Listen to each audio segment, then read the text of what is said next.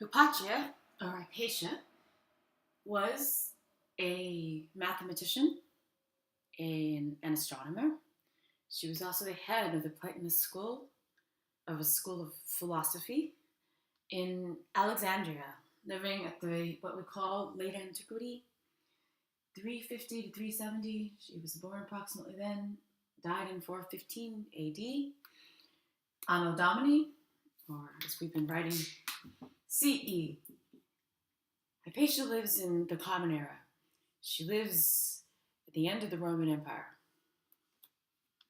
And this movie, in addition to being a fascinating portrayal of her life, is also about a period of history that I think fits very nicely with sort of the arc of our course. The movie is Agora, made by Alejandro Amenabar. Came out in 2009 to a very limited release in the US, though it did very well in Spain. And if you think about the movies that we've seen in this course, Agora is our penultimate, or next to the last movie. And we started with Oh Brother, Where Art Thou? And we read the Odyssey. We started around 800 BCE, before the Common Era. And we've been looking at films that took us through the classical era of Greek civilization, learned about the Spartans and the Persian Wars. We looked at the Age of Alexandria. These are things in 500, 400, 300 BCE, the Hellenistic Age.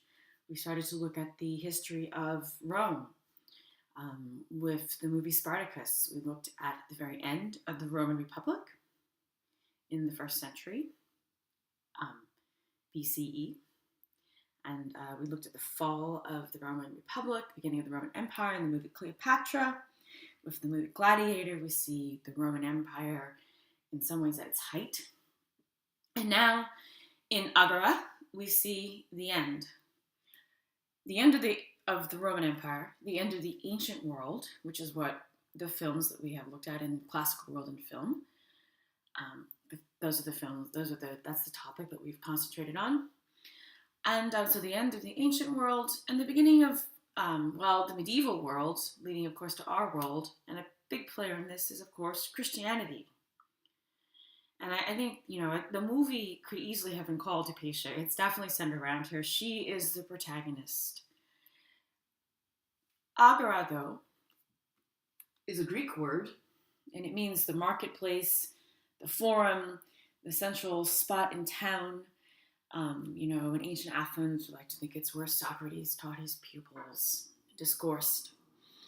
And the Agora is also a part of Alexandria, where Hypatia lived. Alexandria is a Hellenistic city named, of course, for Alexander. Of course, the city where Cleopatra was also part of her rule. And the Agora is the central marketplace, and of course, I think it being a Greek word, it's a sign, of this ancient world based on Greek ideas, on Greek philosophy, on Greek literature, Greek culture, the Greek language, that you can see in the movie. It's powerfully recreated in the movie. Is declining. The Roman, Alexandria is part of the Byzantine Empire. It is ruled by the Romans. You'll see Roman soldiers, but you'll also see in this movie, while in quite contrast to Gladiator, and in contrast to Spartacus and Cleopatra, the Roman army is ineffectual. The soldiers are outnumbered by many others. In particular, they're outnumbered by, increasingly, it seems, the Christians. Now, Hypatia herself, she's a historical figure. Her father was a famous mathematician. His name was Theon of Alexandria, a mathematician and astronomer. And Hypatia, in her school, she had a number of pupils who were from aristocratic families. They were Christian and they were pagan. You'll see two of them in the movie. One is Synesius, who goes on to become the bishop of a city called Ptolemais. In the movie, they say that he's the bishop of a city called Cyrene. Small historical inaccuracy.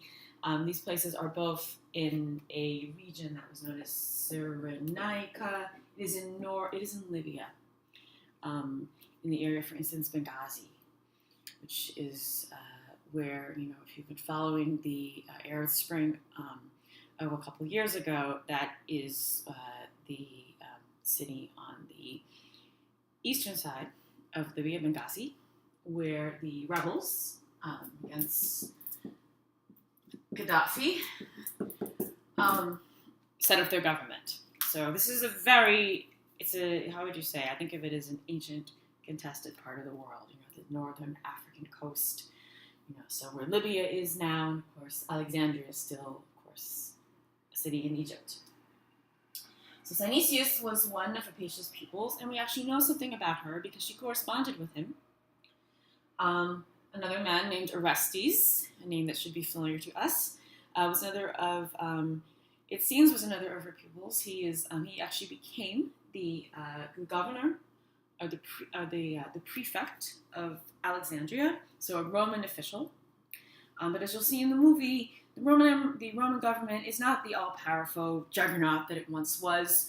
The Romans have a new force to contend with. In other words, the Christians, and in particular the bishop, who in this case is the bishop in Cyril, of Alexandria, who is very, very powerful. Now we know very, very little about Hypatia's life.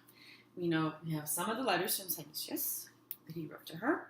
We have two historical accounts. One was written shortly after her death by a man named Socrates Scholasticus. The other is by a man, it was written about 200 years or so after her death, about 650 AD or CE, by a man named John of Chew.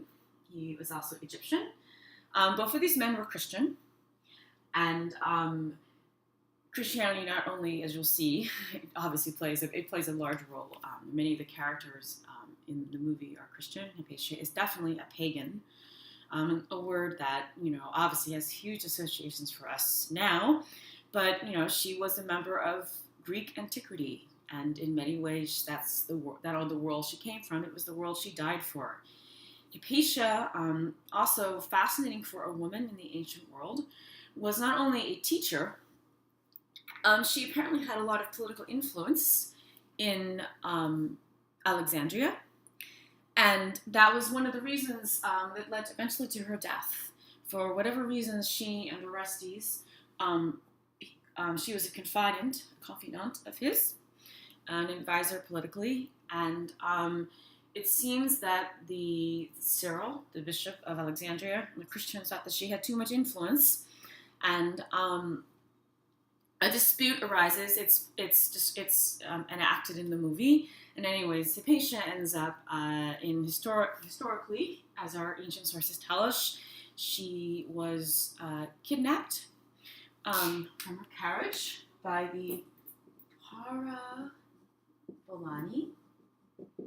Parabolani were Christians who had a number of duties. They were kind of, I don't think they were an officially organized group, but one of their jobs was to minister and to tend to the sick and the dead. But they also end up being kind of a police and a little bit of a paramilitary force. And that is their role in the movie. The Parabolani kidnapped Hypatia, dragged her into a church, stripped her, and stoned her to death. Apparently because, again, of her political influence. The two accounts that we have surviving of her, Socrates Scholasticus, who was a Christian, tells the story. John of Chew suggests that Hypatia got what she deserved because she dabbled in magic, because she dabbled with ancient machines that were used to look at the stars, like the astrolabe. And, because of this, some modern scholars say, well, Hypatia was the first example of the Salem witch trials, a woman who was falsely accused of performing the dark arts.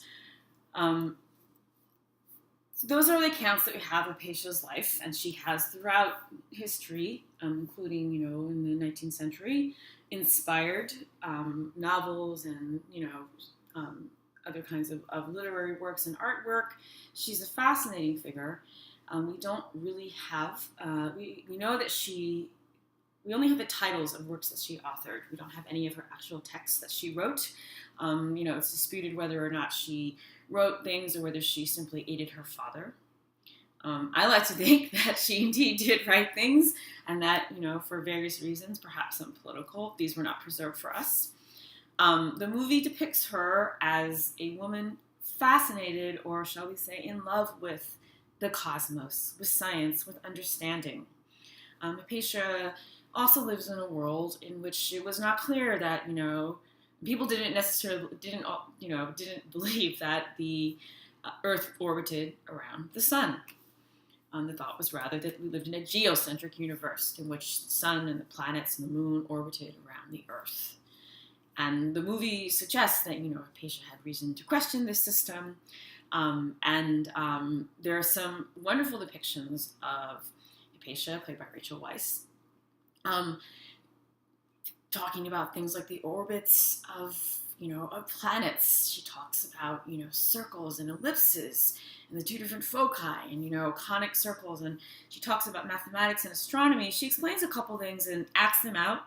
And listen carefully. Don't only watch when these things happen. The music that plays often when she talks about mathematics or conic circles is sort of romantic movie music, because this is what Hypatia loves. She loves the stars. She loves knowledge. And indeed, in looking at the movie and listening to, very early in this class, we talked about diegetic music and diegetic sound. And keep in mind, all the things that we have again discussed as far as, how does the movie get put together? This is a big budget movie, not the blockbuster of Alexander. So the director, Agora, didn't have as many resources, but take a look at the set. They actually built a Alexandria as it was. They imagined it to look in the time of Hypatia's life.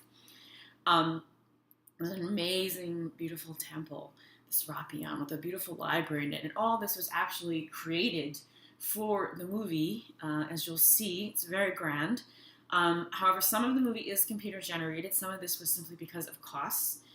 It costs a lot of money to film, certain kinds of bird's eye views instead of generating them via computer graphics. On the other hand, I think the movie looks great. You feel that you're in an ancient city Alexandria was a crossroads where people from all parts of the world, east and west, north and south, came together and traded. It was, at the time that Hypatia lived, a multi-religious city of not only Christians and pagans, but Jews. And another thing that the director took a great deal of care about is the costumes, as in a historical drama, but also color. There's some very distinct differences between the colors that the different groups are shown to wear. And keep an eye especially on Hypatia's costume. Notice that she goes from wearing lighter colored robes to darker colored ones. And, think about how, in a lot of ways, the movie, it's very much sort of wrapped up still in the ancient world and antiquity in the first part. By the second part, you can tell the rise of Christianity, the influence and the political power of Christianity is clearly what's coming. It's clearly the way things are moving. And it could be said, there were reasons perhaps why this movie had a very, very limited distribution in the U.S. In some ways, its depiction of Christianity is critical, some people would say, even go so far as to say it's troubling. Hypatia was killed by Christians, and she was killed in a terrible, painful way. You should know that one of the main, a character who plays Ammonius, who is a Parabolani, he was actually a Palestinian actor. He was actually a Christian who wore a large crucifix of his own accord, even while he was filming. And when he agreed to do the movie, he wanted to make sure that it would not have an anti-Christian message. But the movie also is about something that I think we've really talked about a lot in this semester, namely the issue of slaves and the inequality of gender and of class, of ethnicity, of race. It's obvious in the ancient world. It makes it completely different from ours. I mean, Hypatia is a wonderful, inspiring figure, but she is an aristocrat. She has slaves.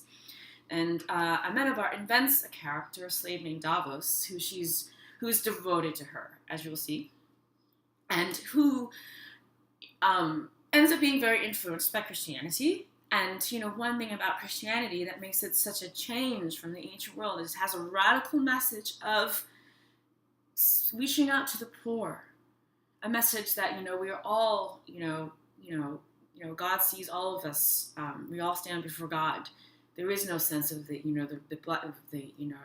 of the rich and the poor. The poor shall inherit the earth. The weak shall inherit the earth. A powerful, powerful message. Maybe not perhaps in response and answer to some of the things that we saw in, have we seen in a lot of the films. But one of the sense of the changes that are taking place in the ancient world. I also have to say that I chose this movie in part because, many of the movies that we've seen have been very militaristic. There have been many main male characters, of course, because the ancient world was a world in which there was no gender equity. Women could be citizens, but they did not have a political office, of course. And as with Hypatia herself, we have none of the writings that she did. We have very few of the writings of any ancient woman who wrote, who composed, who thought, who philosophized.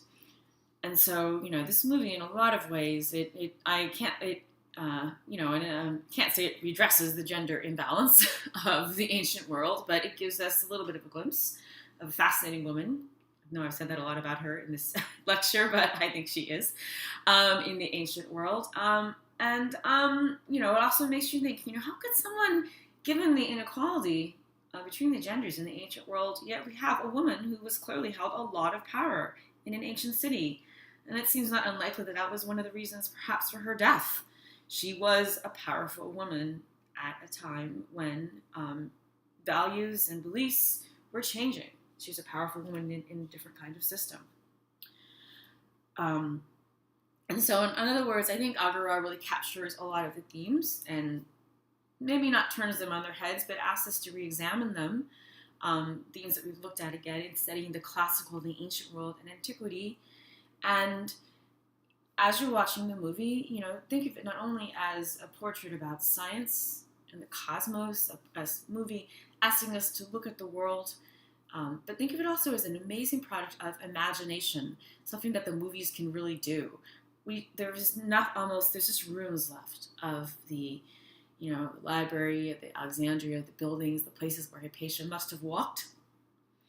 But this is a movie that really tries to bring some of that to life, to give us a flavor of a lost world and of a person lost to history, but a person who we can imagine much about.